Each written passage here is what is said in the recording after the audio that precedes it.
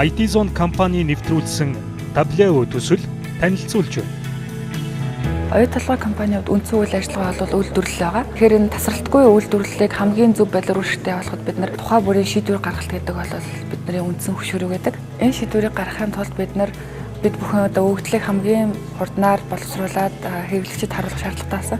Тэгэхээр энэ шаардлагыг мань хангаж ирсэн болохоор бид нар Tableau системийг авч хэрэглэсэн байгаа.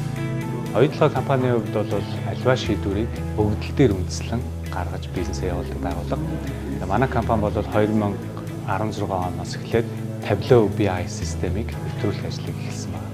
Энэхүү системийг нэвтрүүлснээр бол мэдээллийн ялгаатай байдлыг өөрчлөсөн зарим ажлуудыг автоматжуулснаар компани ажилтнуудын бүтээмжийг нэмэгдүүлэх давуу талтай байна. Tableau системийг хэрэглэхээс өмнө бол ерөнхийдөө шийдвэр гаргах тайлангийн хувьд болохоор хязгаарлагдмал хэлцбүрдээ тусдаа тайлангуудаа бэлтгэн тэрийг нэгтгээд нэгдсэн хурал дээр нэг оруулдаг.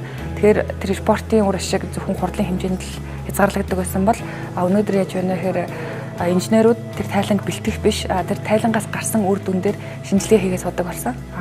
Хоёрдугаарт гарсан тайланг ганц хурлын хүрээнд ч юм уу тодорхой хүрээнд хэрэглэх биш түүнийг онлайнаар эцсийн хэрэглэгчид ороод өөртөө шаардлагатай мэдээллийг аваад шинжилгээ хийхэд хэрэглэж байгаа. IT Zone таны амжилтын хурдсгуур.